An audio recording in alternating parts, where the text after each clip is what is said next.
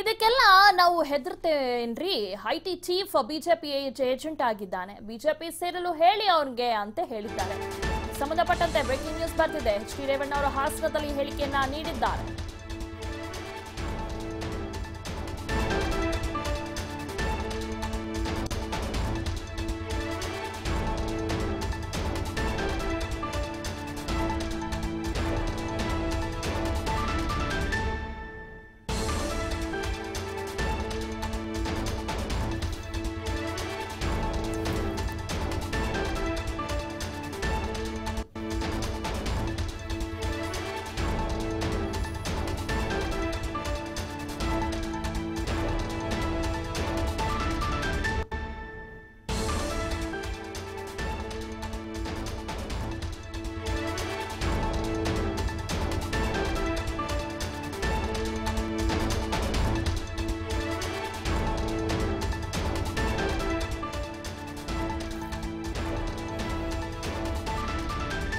ಇದಕ್ಕೆಲ್ಲ ನಾವು ಹೆದರ್ತೇವೇನ್ರಿ?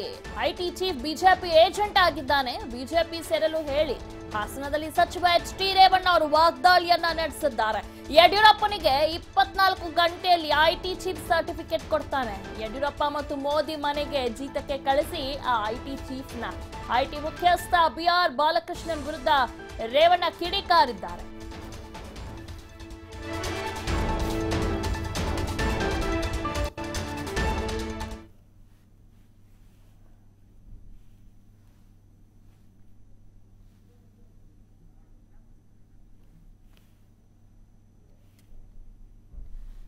ಇದಕ್ಕೆಲ್ಲ ನಾವು ಹೆದರೋಲ್ಲ.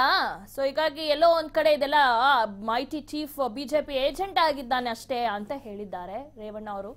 ಐಟಿ ಚೀಫ್ ಬಿಜೆಪಿ ಏಜೆಂಟ್ ಆಗಿದ್ದಾನೆ, ಅದವ್ರನ್ನ ಬಿಜೆಪಿ ಸೇರಲು ಹೇಳ್ಬಿಡಿ ಅಂತ ಹೇಳಿದ್ದಾರೆ. ಹಾಸನದಲ್ಲಿ ಸಚಿವ ಎಚ್ ಡಿ ರೇವಣ್ಣ ಅವರು ವಾಗ್ದಾಳಿಯನ್ನ ನಡೆಸಿದ್ದಾರೆ. ಯಡಿಯೂರಪ್ಪನಿಗೆ 24 ಗಂಟೆಯಲ್ಲಿ ಐಟಿ ಚೀಫ್ ಸರ್ಟಿಫಿಕೇಟ್ ಕೊಡ್ತಾನೆ.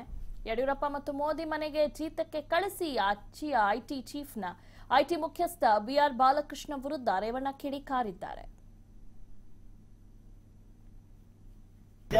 ಈ ಕೂಟಾಟಿಕೆಗೆಲ್ಲ ಎದುರಿ ಕೇಳಿದ್ರೆ ಮನಸ್ಸು ಯಡಿಯೂರಪ್ಪ 24 ಗಂಟೆಲಿ ಸರ್ಟಿಫಿಕೇಟ್ ಕೊಡ್ತಾನಲ್ರಿ. ಇವನು ಇನ್ಕಮ್ ಟ್ಯಾಕ್ಸ್ ಚೀಫ್, ಇವನು ಅನ್ಫಿಟ್ ಟು ದಿ ಚೀಫ್ ಪೋಸ್ಟ್ಗೆ ಏಜೆಂಟ್ ಆಗಿ ಕೆಲಸ ಮಾಡಕ್ಕೆ ಕಳ್ಸಿದ್ರು ಇಲ್ಲಿ ರಾಜ್ಯದಲ್ಲಿ. ಅವನು ಇದಕ್ಕೆಲ್ಲ ಎದುರಿ ಕೇಳಿದ್ರೆ ಮನೆ ಸೇರ್ಕೋಬೇಕಾಯ್ತು. ನೋಡಿದ್ರೆ ಇಂಥ ಚೀಫ್ಗಳನ್ನೆಲ್ಲ ಎಷ್ಟು ನೋಡೋದು ಇದೇ ಈಗ ಮಾಡಿದ್ರೆ ಕಾನೂನು ರೀತಿ ಇದ್ರೆ ಯಾರ ಮೇಲಾದ್ರು ಕ್ರಮ ತಗೊಳ್ಳಿ. ನಮಗೆ ಬೇಡ ಅನ್ನೋದು ಯಾವ್ದಾದ್ರು ಆಗಿದ್ರೆ ಮಾಡಿಕೊಳ್ಳಿ ಅಂತ ಹೇಳಿಲ್ವಾ? ಗೊತ್ತಲ್ರಿ ಅವನು ಬಿಜೆಪಿ ಏಜೆಂಟು ಅನ್ನೋದೇ ಗೊತ್ತಲ್ಲ. ಈ chief income tax commissioner unfit to the chief income tax ಇಂಥವ್ರು ಇರೋದೇ ದೇಶ ಹಾಳಾಗ್ತಾ ಇರೋದು. ಅವನು ಬಿಜೆಪಿಯ ಗುಲಾಮರಾಗಿ ಕೆಲಸ ಮಾಡ್ತಾವನೆ. ಇದೆಲ್ಲ ಈ ಕೂಟಾಟಿಕೆಗೆಲ್ಲ ಎದುರಿ ಕೇಳಿದ್ರೆ ಮನಸ್ಸು ಯಡಿಯೂರಪ್ಪ 24 ಗಂಟೆಲಿ ಸರ್ಟಿಫಿಕೇಟ್ ಕೊಡ್ತಾನಲ್ರಿ.